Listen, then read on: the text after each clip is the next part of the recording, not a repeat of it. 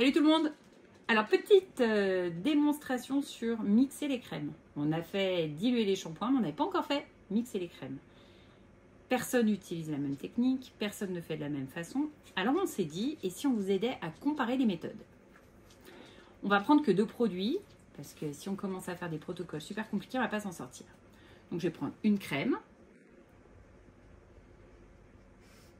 Ici, je fais une pression.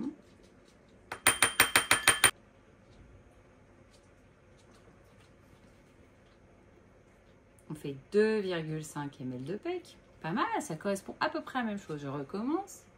Et je vais faire ça pour tous mes pots. Comme ça. Je mets la même quantité.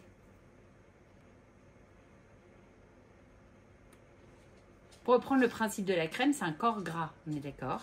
Donc le gras fonctionne beaucoup mieux avec de la chaleur.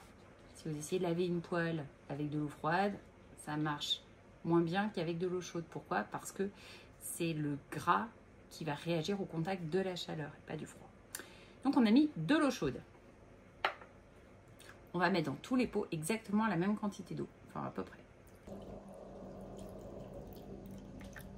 On va utiliser différentes méthodes pour mixer les crèmes. La toute première méthode, qui est celle que vous avez le plus utilisée, le shaker. Alors,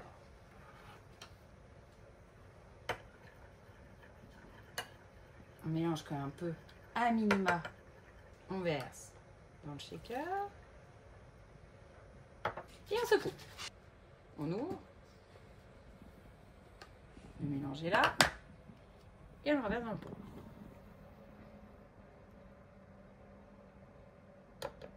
Première méthode. La crème est assez liquide, elle est bien mélangée, on n'a pas de grumeaux, le boulot n'est pas trop mal fait. Pour la deuxième méthode, une autre méthode qu'on vous a toujours beaucoup conseillé et qui est très sympathique et très bruyante, le mixeur. Alors celui-là parce qu'il était beaucoup plus facile à trimballer, à mettre dans le sac, etc.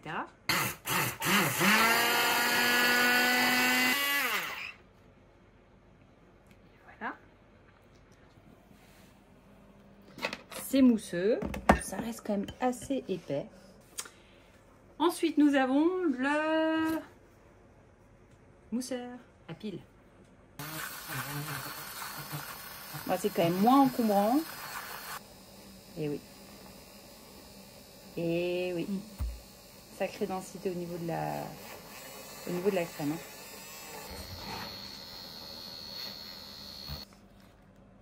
On en parle? Super belle texture. Super belle texture de mousse et surtout le volume hein, qui n'est pas inintéressant. Et nous allons attaquer avec la dernière méthode.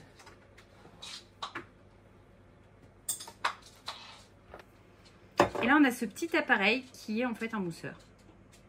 C'est un mousseur qui a un système genre de double hélice qui à la base est fait pour les boissons. On fait des petits tests assez rigolos en ce moment. Et là, pour le coup, on s'est aperçu qu'on pouvait laisser émulsionner carrément longtemps le produit. Donc,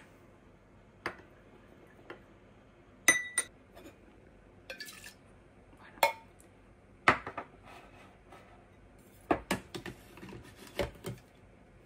Attention, vous êtes prêts? Il y a une meringue. Si on arrive à tout récupérer.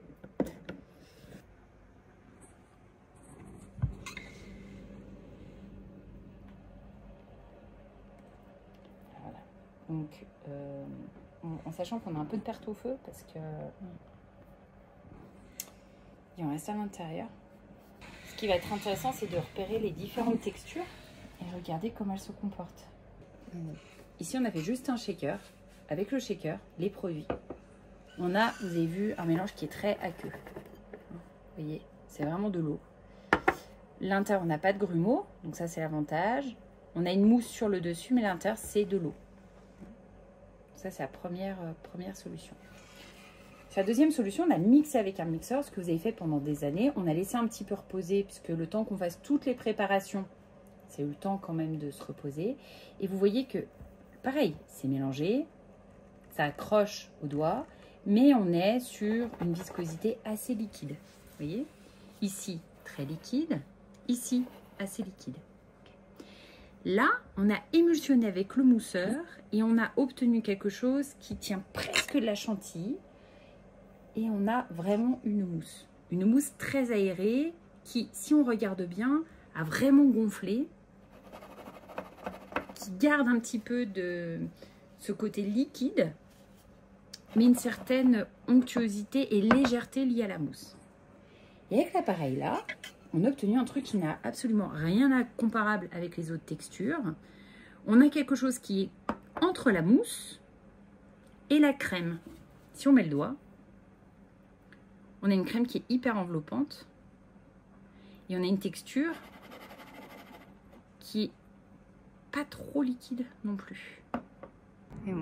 J+1, on voulait parfaire l'expérimentation scientifique. On a laissé reposer les crèmes pour voir comment elles réagissaient. Donc, la première qu'on a émulsionnée au shaker, vous voyez, elle est complètement liquide.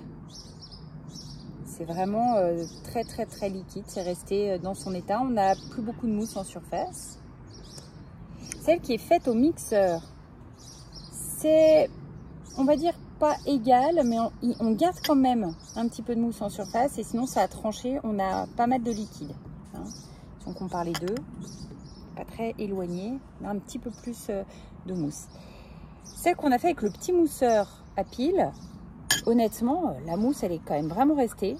On a aussi, ça a tranché, hein, on a un tout petit peu d'eau. Maintenant ce qu'on va jauger c'est la texture. On a gardé une texture qui est très mousseuse, comme ça. Hein, on regarde.